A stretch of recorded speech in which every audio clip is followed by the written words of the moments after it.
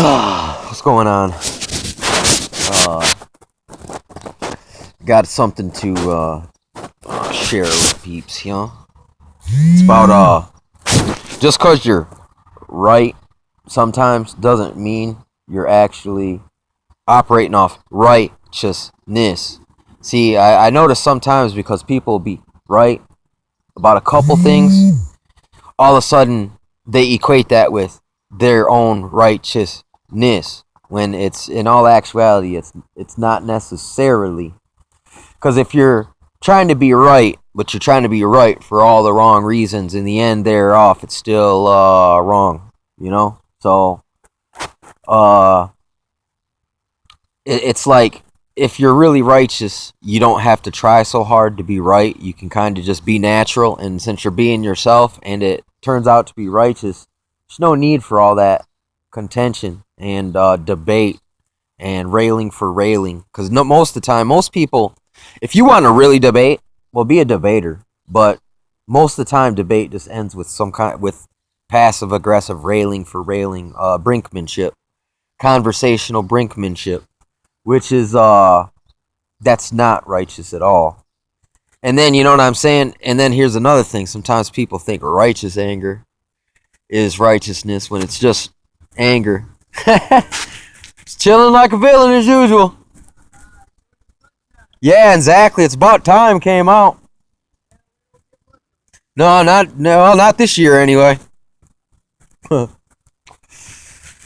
So, um, and listen here, you know, I'm guilty of that, of just being right because I can be right, and it's the same mindset as a lawyer, basically, dude. You know what I'm saying? Even though you can take on some righteous cases, but for the most part, you just do it for the sport. Um, and here's the thing. It's that's the difference is, you know what being right does? It puffeth up. That's the difference. But being righteous, even if you're right, you're still humble about it. You know, and that's the deeper understanding of these truths. And until and here once again, it'll be in the fruits of your actions. It's not, look, fruits of your actions is, if you're struggling with it, you'll be hit and miss. If you're not struggling with it, well, you'll never violate. But if you're really struggling, you'll be struggling and you won't even know that you're in the struggle with this thing. The pride. That's the thing, puffing up leads to the pride, which comes before your downfall, and it undermines all your strivings towards a righteousness. You know what I'm saying? Because it's like, it's doing the same thing over and freaking over again, dude, and it just not getting it for what it is. And there's that spirit is out here, dude. Because since when you're in this thing out here, it really is. It's just a smorgasbord of debates, and you got to be careful because there's many philosophers out here are trying to spoil your understandings through vain philosophy. See, it's not philosophy. Philosophy is good. That reveals things. It reveals what's true or what's not. But vain philosophy is where people think more of themselves than they ought to. And once again, this is a symptom of pride, the illness of pride, of the wrong kind of pride. You know what I'm saying? Uh, because hey, when someone does good and they don't need to be railed on and hammered to do it, you should be proud of them. But that's the thing. It's coming from someone else, and it's not self. You don't want to get over prideful of anyone, because when you do, if they ever fall from your image that you feel they should, if you play that raise the bar mentality, and if they ever miss, now all of a sudden everything they ever done is, throw it all away, and or whatever, or I don't know, man. It's just it sometimes. I mean, you ain't. Here's the thing. Let God be the truth, and every man be a liar. You know what I'm saying? And that's a real easy check and balance there. Basically, because it's like, you pass, or you put the credit where the credit's due, and you stop trying to prove.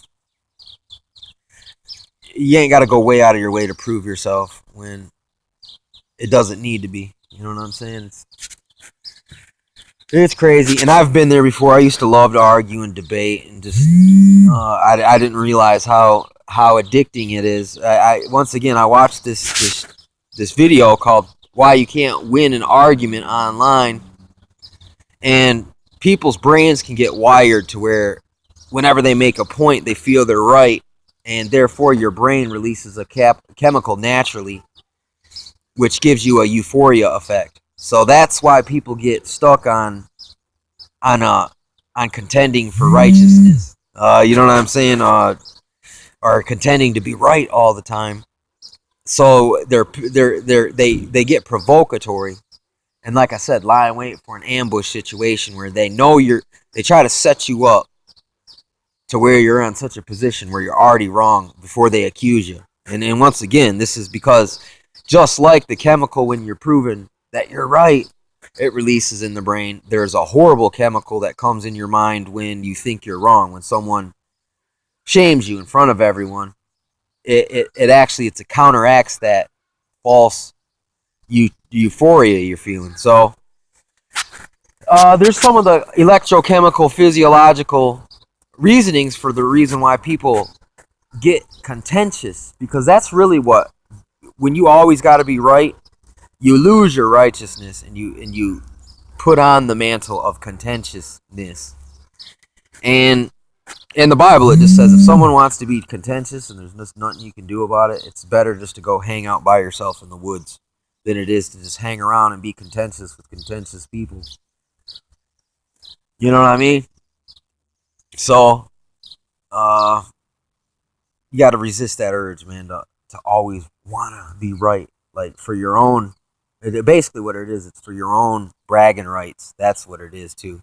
You want to be right for bragging right purposes. And also as a platform to, like a proxy point to plan new strategies of attack. Because, I mean, it does boil down to this, too, self-esteem. When people have a hardcore, heavy self-esteem issue, they used to tell me this. They'll pick on others. They'll put down another to pump themselves up. And that's how that works. You know what I'm saying? It's also that spirit as the one who striveth with the priest. You know what I'm saying? So, you gotta resist the urge